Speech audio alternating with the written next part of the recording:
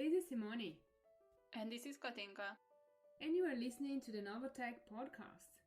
We live in a time when technology is changing faster than ever before and transforming the way we live and interact with the world. The question is, how do we keep up? In this podcast, we'll interview real people and certainly hear their tips on how to learn, adapt, and succeed in this ever-changing world of technology. Are you ready? Let's continue on part 2 with Maura Barreto. So at Medibank, you were providing oversight to C-level executives on all transformation projects. So could you talk about the major challenges you faced in terms of influencing and engaging with C-suite executives and driving adoption of these transformation projects? So what were the major barriers when it comes to transformation and how can we address them? I guess when it comes to influencing C-level executives and having to bring them on a journey, the only thing that I would add is that you really need to understand where they're coming from. And for any perspectives that you put out there or any recommendations, whatever that may be that is being put forward for C-level executives for approval, endorsement, is really being able to put yourself in their shoes. And it sounds very simple, but that's really what you need to be thinking when you put a recommendation forward. So what would the CFO be concerned about? Is there a business case for that? I mean, is there what will be the return on investment for that? Is this something that it's going to be sustainable long term? What are the questions that a CFO would have in their mind that you need to be addressing or bringing that perspective in whatever paper or conversation that you had? So the same thing with operations. What are the aspects that they need to be considering? And the person responsible for people and culture too, that C-level. So what does it mean for people? So it is, to me, it's as simple as put yourself in their shoes, because at the end of the day, they're just normal people like we are, but they are just coming from their perspective. They're tackling that issue and looking at that issue, and they will have a reaction, positive or negative, depending which is based from that perspective that they are coming from. So yeah, it's a very simple question, but to me, it's just put yourselves in the issues and address those concerns and fears and questions that may have from their perspective. You tend to say you're not very technical, and as we discussed, you work on these large transformational projects. People usually associate technology with coding and technical skills, but your career path is a demonstration that there are different careers and different paths to be successful in the tech industry. What do you think the key to your success is, and what advice would you give to people who come from a non-technical background? How can they succeed? Yeah, no, it's a good question, because if you think about all the skill sets that you need in technology, yes, you definitely need that technical aspect, and you need people that are really good at that, right? So yes, those roles do exist, they are required, and they're very important roles. But when you think about everything that you need to do around that, there are leadership roles, there are roles that are there to strategize, there are roles that are there to plan, there are roles that are there to manage people, right? So to understand the big picture. So there's a broad range of skill sets that are required. And I'm definitely not a technical person there. I think to me was about looking at the key to that was my mindset around anything that you do in technology, ultimately, it is way bigger than the technology in itself. It is you are transforming your organization. You are transforming the way people will be doing things. You're going to be impacting things with new things that they're going to have to learn and new ways that they're going to have to be doing things differently. So the advice that I think I would have of people is that everything pretty much that you're going to be doing will be technology enabled. If you think about it, rarely you're going to be involved in some sort of work that is not enabled by technology, right? Or some sort of project or some sort of transformation that's not enabled by technology. But do you need to be the technical person that's there coding? No, those roles will exist, but it is about where you're coming from. Do you have a skill set in program management, in defining what are the steps for that particular technology transformation? and what needs to happen? Do you have the skill set of engaging with stakeholders and making sure that everyone's on the same page on where you need to get to? Do you have that skill set that thinks about the people aspect, as in organizational change management? What that change means to them, what's the sort of impact, when that's going to happen, what do you need to do, what sort of training, communications, and yeah, so that skill set around organizational change management. So do you have a skill set around strategy in technology or in data, strategy around data? There is a broad range of skill sets that are required, but ultimately we are all in a world of programs and transformations that are technology enabled, no matter which way you look at. So you were on a business reality show in Brazil called The Apprentice. Can you tell us about it? What is the show about and how did you get involved in it? Yes, I took part on the Apprentice TV show, the Brazilian version of the Apprentice TV show. And I would say that this is definitely a once in a lifetime experience, except that I ended up going there twice. So I did that the first time. I competed against 43,000 people in a process. Just the selection process in itself took about 4 to 5 months. Where you had to submit a CV, you had to submit a video explaining as to why you wanted to become the next apprentice. You had to go through screen tests, and you had to go through, even play an online business simulation for about 6 weeks or so. So after going through that whole process, then I was selected to be in one of the 16 apprentices. And then, of course, I did not win it. So the second time, the invitation came because they reached out to the contestants that they thought that could have won the first in their seasons. So I ended up going there twice. And the way that I differentiate between the two times is the first time it was all about the journey, while the second time it was all about the destination. And the reason I say that is the first time I did not know what the show was about. Right, I was there, although the prize was at the time 2 million reais, which would have been Australian currency at the time, total of 1.1.5 million. This was back in 2008. It was all about me going through those phases or those projects, right? You have those weekly projects that you have to go through. And if you win, you get a reward and you get to travel somewhere amazing with your team and be happy. But if you lose, you have to go into the boardroom and someone will get fired. So to me, it was about just getting as much experience as I could and just going through that and just absorbing everything and learning things. But it wasn't so much about winning the big prize, because it is really priceless, the experience that you go through and how much you learn and how much personal growth you get. But then the second time, it was about the destination. I already knew the format of the program. I already knew how people were going to be operating. I already knew everything. And it was also a condensed version.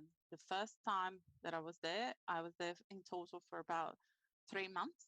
So they recorded it all in a period of 3 months. Each of the projects generally go for about a week or so. So it's probably about 2 to 3 days of time to execute that project and get to a final outcome. And then you go on a reward for 3 or 4 days and you're traveling. With the second time, they also had a shortened, very compiled version in which the rewards were no longer as nice. So they were quite short and did not involve a huge experiences apart from perhaps going out for dinner with your team and things like that. But they did it in just from start to end 6 weeks, while the first time took a whole 3 months. So the second time was about the destination. So I was there, and the second time I think the prize was about $1 million. So I was there to really win it. And if I was not going to win it, I was happy to just leave as soon as possible, because it was no longer about the journey. I had experienced the journey. And it is, I think it still is one of the best experiences that I've ever had. It's hard to explain the amount of growth and how much you get taken out of your comfort zone, how often and how intensively, it's really hard to explain if you have never lived that. What you're there and what you're doing, what you're there, you're having to work with people and be successful with people that you're competing against. And sometimes people may be listening to me and saying, oh, this is just normal life. I have to do that at work every day. No, you actually don't. Because you have way more things in common in your day to day than you have in there, right? You have more time to build a relationship with people in your day to day, in your normal life, and to get to know people and to get to be comfortable with the work that you need to do and to build the relationships and the environment to be successful. In there, they select people that they know are not going to get along. You were selected for a reason, and all the other 15 participants were selected for a reason too. And they create the best or the worst environment in that case for you to not succeed, meaning that there are a few things that, and a lot of people do not know that, but when you're there, you're locked up and you're being recorded and filmed about 18 hours of the day. The only place that does not have cameras or microphones are inside your own room, which are private rooms. But you only go into your room to pretty much to sleep, have a shower and sleep. And for those 6 hours, when you actually get that much sleep, you do not have access to anyone outside of that particular group. You do not have access to even a TV in your hotel room, but you do not have access to telephones, or you cannot ring people that you know. My son was little at the time, and I was without contact or even being able to hear his voice for like over 2 months or so. And even if you are out and about while you execute projects, you are, dealing with people, negotiating, whatever that task may be that you are involved with. If you if you by any chance bump into someone you know, you need to just pretend that you do not know them. You're not allowed to have any contact with anything familiar. And how would you feel if you have no contact with anyone that actually makes you feel good, anyone that's part of your, group of friends or family? You feel, it creates that environment in which you're there, you're isolated, you are under a lot of pressure. Normally, those tasks or projects that you get given, they are about things that in normal life you would have probably a couple of months to do. But over there, you have 2-3 days. If it's one of the major and final tasks, you probably get 5 days. And some of the examples of things that we have to do is to create a whole marketed campaign for a shoe product. Who would develop a whole market campaign in 24 hours? And we have to do it. And we get given a budget that it's a ridiculous budget that you know that it's not going to take you too far, but you have to go after more money and you need to convince people to to do that for you. And so it's putting you out of your comfort zone and on the edge, I think, the whole time, absolutely the entire time you were there. So that's why I describe it as a huge experience, an amazing experience for personal growth and professional growth too, because many of the skills I do use in my professional life, but mostly personal growth. And it's like as if you have done an MBA in 3 months. You would have done 2 years of an MBA in 3 months, pretty much. And comparing to real life, it's as if everything that you experience in your day-to-day, it's very intensive and very compressed and it's just put to a whole other level. But yeah, it was an amazing experience, and that's why I went back. But the second time I went back, I was much more driven by just winning it. And like everyone would have gone through a season. They already know how the show works. They already know how much they manipulate what you say. Because they're recording you 24 hours a day, right? Or 18. So how they use that and how it gets then portrayed in the on TV. So you already know all that.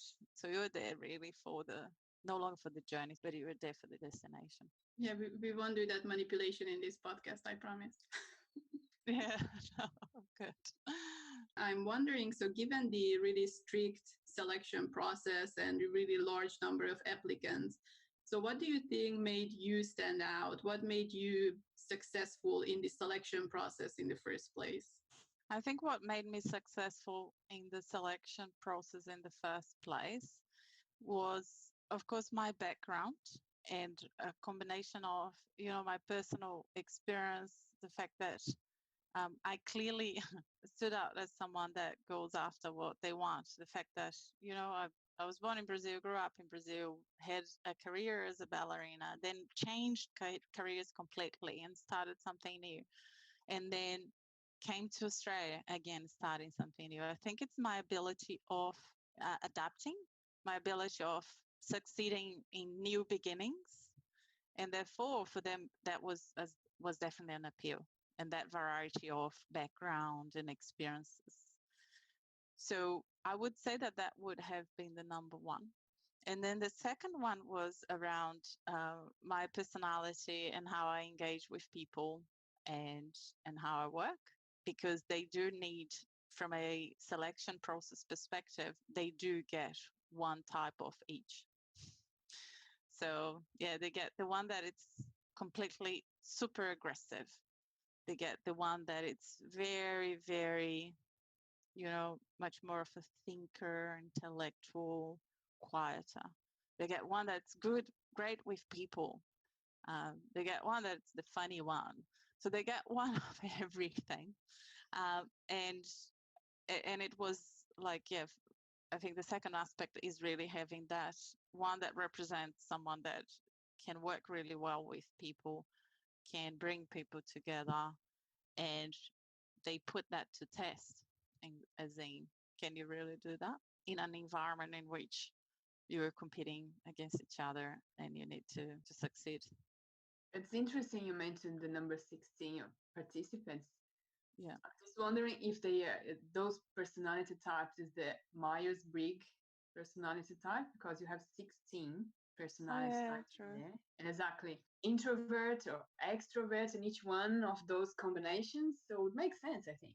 It does. I don't think they methodically necessarily looked at the personality types from Myers-Briggs, mostly because they never asked us to complete a Myers-Briggs questionnaire. The way they do it is, one is via the video that you need to submit. They get a really good sense when you ask the why you want to be that apprentice.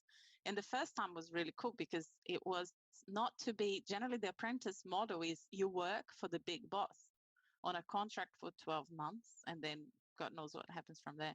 But this one was to become a business partner.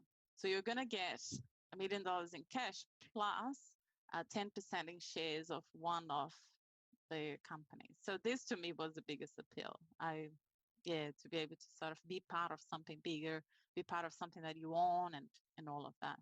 So so in the video they get that sense of why you want that. And then the very last phase is a screen test. So they put you in front of the screen, and they have a group of people, the producers, and as part of that group, they have a psychologist. And then they ask you certain questions to really trigger certain reactions from you.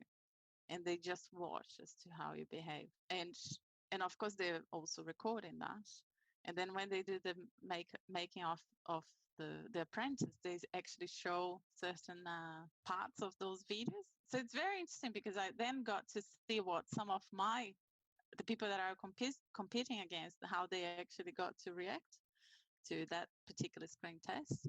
But yeah, they make statements to get a reaction from you. So for me, for instance, one of the things that they said is that, why do you think, it looks like you think you're much better than everyone? Why do you think that? I never said that I'm much better than everyone, but I'm pretty good. Yeah, the whole experience from start to end, from when you start filling the first questionnaire to submit and say why you should become the next apprentice, all the way from when you get fired, and then the next thing you do, and by the way, everyone thinks that the boardrooms only really go for 20 minutes. No, they go for 3 to 4 hours, but they edit and you only get to see 20 minutes. So it is one of the most draining experiences. And it is a true boardroom. You are there and you need to talk about why you made the decisions that you made during the project. Would you have done something different? And the biggest question they ask in the boardroom when you're about, and you know that you are probably one of the ones that are going to get fired, is why should I not fire you? So you need to be able to answer that question. You need to be your best game and super prepared. And and this to me was one of the biggest learnings, right? It's life is a boardroom. It is a boardroom, and you are there, and you need to be prepared all the time to answer those questions. What value do you bring?